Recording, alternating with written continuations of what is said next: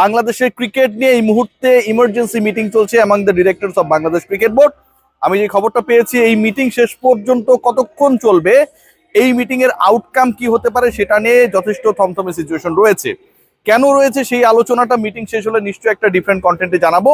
তবে Bangladesh cricket board, cricketer, cricket সমর্থক, সাংবাদিক সবার জন্য একটা বড় নিউজ। কালের কণ্ঠে মাসুদ পারভেজ ভাই একটা নিউজ করেছেন এবং সেই নিউজটা ভেরি মাচ আমার কাছে মনে হয় significant according to the current situation.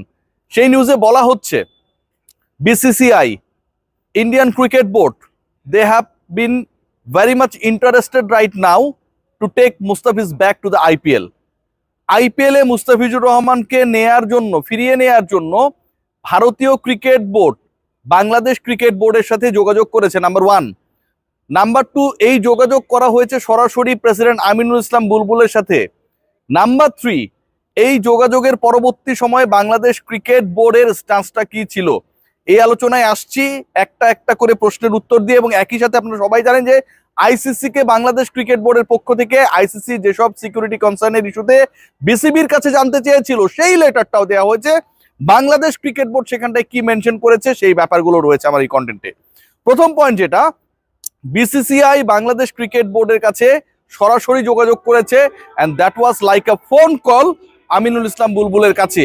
এবং এই যোগাযোগটা হয়েছে, এই ঘটনা প্রবাহ প্রথম যেদিন ঘটলো, অর্থাৎ সকাল সকাল আমরা যেদিন খবরটা পেলাম যে মুস্তাফিজুর রহমানকে আইপিএল এ খেলানো হবে না, তাকে বাদ দেওয়ার জন্য কলকাতা নাইট রাইডার্সকে নির্দেশ দেওয়া হয়েছে, কিছুক্ষণের মধ্যে, কয়েক মিনিটের মধ্যে কলকাতা নাইট রাইডার্সের সোশ্যাল পেজ থেকে মুস্তাফিজুর রহমানকে নিয়ে করা সকল পোস্ট মুছে ফেলতে দেখা গেছে। সেই দিন রাতেই কিন্তু আমরা দেখেছিলাম উপদেষ্টা আসিফ নজরুল তিনি স্ট্যান্স জানিয়েছেন। ঠিক তার পর দিন ভারতীয় ক্রিকেট বোর্ডের একজন উচ্চ পদস্থ কর্মকর্তা সরাসরি বাংলাদেশ ক্রিকেট বোর্ডের প্রেসিডেন্ট আমিনুল ইসলাম বুলবুলের সাথে যোগাযোগ করেন এবং সেই যোগাযোগের প্রস্তাবটা হচ্ছে একদম স্ট্রেইট যে মুস্তাফিজকে তারা আবার ফিরিয়ে নিতে চায়। যেভাবে বাদ পড়েছে ঠিক সেভাবে মুস্তাফিজুর রহমান ব্যাক করবে। ক্রিকেটাররা রিটায়ার্ড হলে আপনারা দেখেন যে চলে যায়, আবার সেবা শুশ্রূষা নেওয়ার পরে আবার ব্যাক করে আসে, আবার ব্যাটিং করে। ঠিক এরকম যেন একটা সিচুয়েশন ক্রিয়েট করার চেষ্টা ছিল ভারতীয় ক্রিকেট বোর্ডের পক্ষ থেকে। এবং সেই অফারটা গ্রহণ করার মাধ্যমে বাংলাদেশ ক্রিকেট বোর্ড এবং ভারতীয় ক্রিকেট বোর্ডের মধ্যে যে চলমান টেনশন সেটাকে আসলে রিমুভ করা যায় কিনা, that was the ultimate plan. Aminul Islam Bulbul যখন এই ব্যাপারে অবগত হলেন, ঠিক তার আগেই পুরো ব্যাপারটা গভর্নমেন্টের কোর্টে চলে যায়। সরকারের কাছে যখন এটা চলে যায় and government has decided not to play any world cup matches in the soil of India, তখন বাংলাদেশ ক্রিকেট বোর্ড আলটিমেটলি একটা হেল্পলেস সিচুয়েশনে। সেই অফার কি এখনো রয়েছে? বাংলাদেশ ক্রিকেট বোর্ড যদি সেটাকে এভেল করে, বাংলাদেশ গভর্নমেন্ট যদি গ্রিন সিগন্যাল দেয়, মুস্তাফিজ যদি আবারও আইপিএল এ ফিরে যায়, কলকাতা নাইট রাইডার্সের হয়ে খেলা শুরু করে, যেসব পোস্টকে ইরেজ করে ফেলা হয়েছে সেগুলোকে আবার নতুন করে রিজিউম করানো হয়, এবং তারপর কি বাংলাদেশ ক্রিকেট দল ভারতে গিয়ে খেলবে কিনা, এরকম সিচুয়েশন এই মুহূর্তে রয়েছে কিনা, দ্যাট ইজ দ্য কোয়েশ্চেন। উত্তরটা হচ্ছে নো। আমিনুল ইসলাম বুলবুল সরাসরি জানিয়ে দিয়েছেন আফটার গেটিং দ্যাট কল যে right now he has nothing to do, it's too late, অনেক দেরি হয়ে গেছে। এবং বাংলাদেশ ক্রিকেট বোর্ডের কাছে, বাংলাদেশ ক্রিকেট বোর্ডের কোর্টে right now they have nothing to do, it's totally dealing by the government. Mustafizur রহমানকে ফিরিয়ে নেয়ার যে প্রস্তাব দেওয়া হয়েছিল, ইন্ডিয়ান ক্রিকেট বোর্ড বাংলাদেশের রিয়াকশনের পরে কতটা প্রেসারে পড়লে এই কাজটা করতে বাধ্য হয়েছে, জাস্ট ইমাজিন।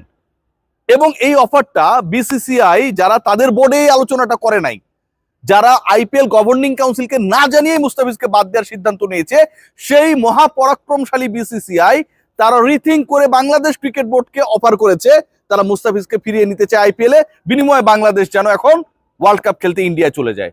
চিন্তা করতে পারেন কোন প্রেসারে তারা পড়েছে। That was a severe pressure, no doubt about that, and Bangladesh has taken an stance. সেই স্ট্যান্সটাকে আমি টোটালি সাপোর্ট করি। আপনি জুতা মেরে গরুদান করবেন, আমি জুতা মারা ভুলে যাব, এর কোনো কারণ নেই। বাংলাদেশ ক্রিকেট বোর্ড কারণ যে নেই সেই রেসপন্সে কিন্তু গতকাল থেকে এখন পর্যন্ত কিছু সিগনিফিক্যান্ট কর্মকাণ্ড পরিচালনা করছে। আপনারা সবাই জানেন যে বাংলাদেশ ক্রিকেট বোর্ডের একটু আগে আর্লিয়ার আমি যেটা বলছিলাম যে কর্তারা একটা মিটিং এ বসেছেন, এখনো সেই মিটিং চলছে। 12টার পর থেকে এই মিটিং শুরু হয়েছে, কখন শেষ হবে কেউ জানে না। ক্রিকেট বোর্ডের ওয়ার্ল্ড কাপ স্ট্যান্স নিয়ে এই মিটিং এ আলোচনা হচ্ছে। তবে তার আগে আইসিসির কাছে Bangladesh cricket board has given the letter. In response Bangladesh cricket board যেটা বলেছে, কয়েকটা পার্টে বলেছে। প্রথমত, মুস্তাফিজকে বাদ দেওয়া মানে বাংলাদেশের ডিগনিটিকে প্রশ্নবিদ্ধ করা।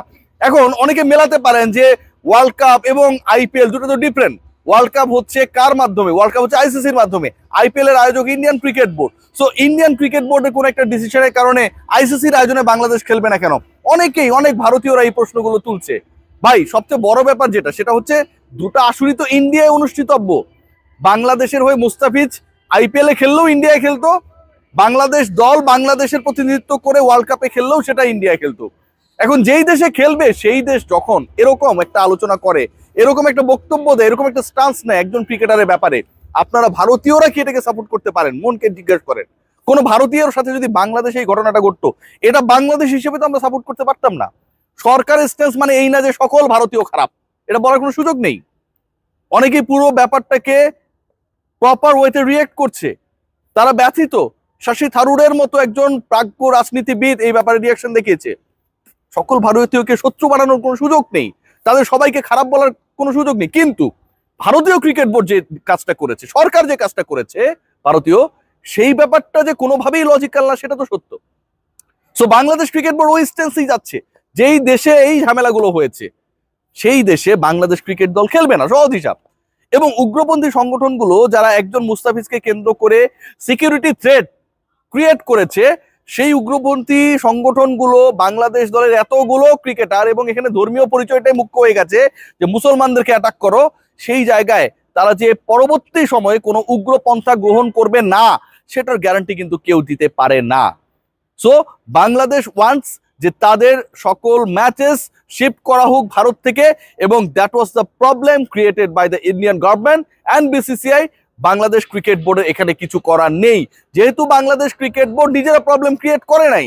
Bangladesh cricket board, they are the victim, so they want to play their matches in the safest place. This is what actually happening. আজকে সাম্প্রদায়িক কথা বলা হয়, অসাম্প্রদায়িক কথা বলা হয়, end of the day Bangladesh cricket দলের যদি এদিকে তাকান, এই দলের নেতৃত্বে রয়েছে Liton Kumar Das. Majority religious personality বাংলাদেশের কে? মুসলিমরা। কিন্তু লিটন কুমার দাসকে নিয়ে কোনো মুসলমানের ধর্মীয় পরিচয়ের উপর ভিত্তি করে কখনো কোনো প্রশ্ন তোলা হয়েছে? Liton Kumar Das is our captain, he is the finest cricketer, he is our brand. So this is what the thinking of us. আমার কাছে মনে হয় it's going to be very crucial, very critical, as you know, যে Bangladesh cricket বোর্ডকে already offer করা হয়েছে মুস্তাফিজকে নেয়ার জন্য, and Bangladesh cricket board specific ভাবে জানিয়ে দিয়েছে যে জুতা মেরে গরুদান করলে সেটা ভাই গৃহীত হবে না।